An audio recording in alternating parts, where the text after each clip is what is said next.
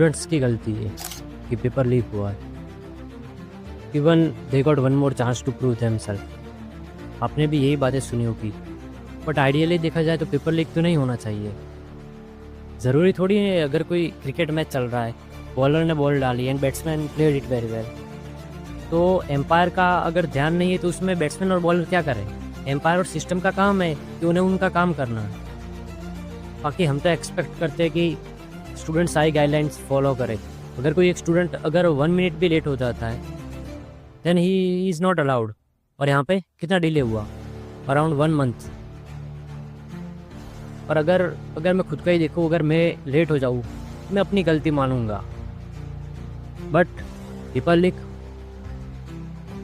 System की गलती नहीं है क्या? क्या अगर कोई लेट होता एग्ज़ाम सेंटर पे तो क्या आप उसके लिए रीनीट करते? स्टूडेंट की गलती के लिए कोई चांस नहीं। और अगर सिस्टम गलती करे तो हाँ चलेगा, they can again take the exam. But sir NTA said that they are 10 steps ahead. ये तो मैं भी एक्सेप्ट करता हूँ कि इतना आगे बढ़ गए कि डेट से पहले ही एग्ज़ाम पेपर लीक हो जाता है। इतना आगे बढ़ गए, क्या इतना आगे बढ़ना ज़रूरी था? But sir NTA said that this is not your school exam. सही बात है, क्योंकि स्कूल में ना ही तो पेपर लीक होता है, ना इतनी टाइट गाइडलाइंस होती है। Still the paper is not leak. अगर खुद को एक नीट एस्पिरेंट मानूँ तो आइडियली तो ये पॉसिबल नहीं है कि चाहे मेरे मार्क्स -110 आ रहे हो, 50 आ रहे हो, 500 आ रहे हो, 550 आ रहे हो, तो आइडियली तो ये पॉसिबल नहीं है कि हर बार सेकेंड चांस मिलेगा। और बड़े पॉलिटिशियंस और पता नहीं कितने लोग पॉइंट आउट करते हैं ये कि एब्रॉड नहीं जाना चाहिए और स्टूडेंट्स का ब्रेन ड्रेन हो रहा है, फ्यूचर ड्रेन हो रहा है इंडिया का, और हमारी कंट्री का रिसोर्स यूज़ करके वहाँ पर जाके टैक्स पे कर रहे हैं। पता नहीं कितने एक्टर्स और क्रिकेटर्स को पॉइंट आउट किया जाता है इसके लिए। तो क्या वो इस लूप में फंसे रहेंगे, अपना फ्यूचर बर्बाद करेंगे जहाँ पे कोई सिस्टम है ही नहीं? हम पता नहीं कितने एक्सटर्नल फैक्टर्स की बात करते हैं कि इजराइल, ईरान, ये वॉर चल रहा है, चाइना वो, पाकिस्तान ये, बांग्लादेश, और हम इंटरनल फैक्टर पे क्यों ध्यान नहीं देते? काश हम उन पे ही ज़्यादा ध्यान देते तो क्या ये पेपर लीक हो ये सब तो नहीं होता। हमारे पास पता नहीं कितने रिलीजियस फैक्टर है बातें करने के लिए, डिस्क्रिमिनेशन, और अंदर ही अंदर लड़े जा रहे हैं। क्या हम इस मुद्दे पे बात करेंगे? गवर्नमेंट को कुछ अफेक्ट नहीं हो रहा है, only students who work hard they are affected. और हम ऐसी रेस में भाग रहे जहाँ पे कोई रेफरी नहीं है। हमारी कंट्री की हालत तो ऐसी है कि यहाँ पे पॉलिटिशियंस एकदम अंगूठा छाप है, उनके लिए कोई एग्ज़ाम ही नहीं है, उनको कुछ अफेक्ट ही नहीं हो रहा है। अभी वायरल हो रहा है वीडियो नीतीश कुमार जो बिहार के सीएम है उनके बेटे का। He has no connection with medical field, कोई डिग्री नहीं है उनके पास मेडिकल फील्ड के रिलेटेड, और वो हेल्थ मिनिस्टर है। उनके वीडियोस वायरल हो रहे हैं कि वो आधे नशे में तो है, पर उनको कितने मीडिया रिपोर्टर्स ने जब कुछ क्वेश्चंस पूछे तो वो रिप्लाई नहीं दे पा रहे। Board cricket council of India, इसका हेड वो पर्सन है जिसका क्रिकेट के साथ कोई रिलेशन ही नहीं है, but he is appointed as head. क्यों? क्योंकि वो एक पॉलिटिशियन का बेटा है। उनके लिए कोई क्वालिफिकेशन नहीं है, ना ही कोई एग्ज़ाम है, ना ही कोई डिग्री है, ना ही उन्हें बैट पकड़ने आता है, ना ही उन्हें खेलने आता है। क्या आपको अगर कोई चोरी करने के बाद कहेगा कि मुझे इस बार छोड़ दीजिए, अगली बार से मैं चोरी नहीं करूँगा, तो क्या आप उसे छोड़ देंगे? Exactly not.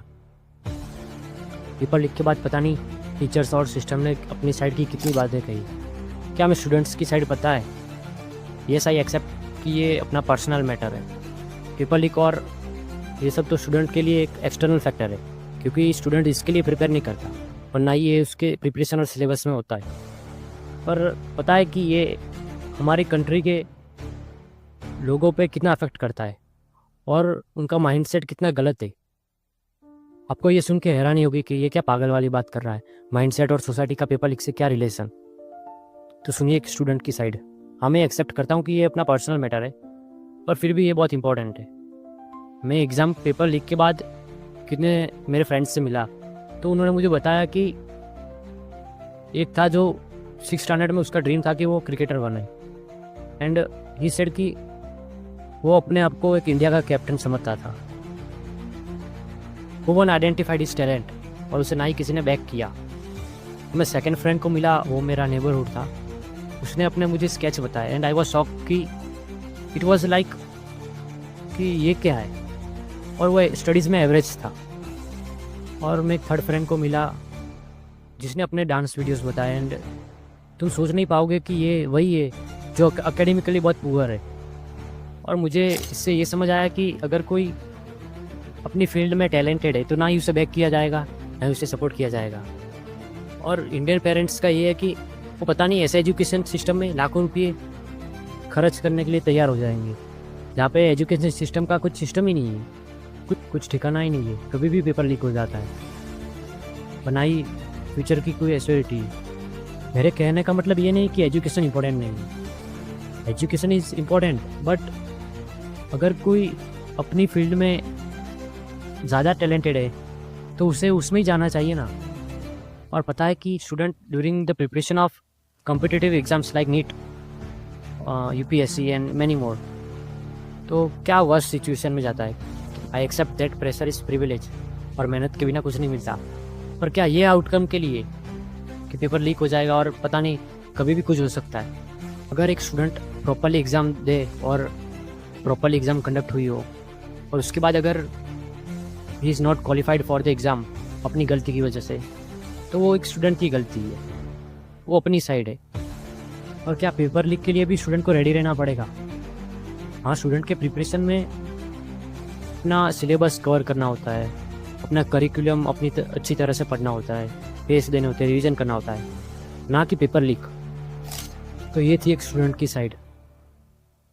कब तक ये चलता रहेगा?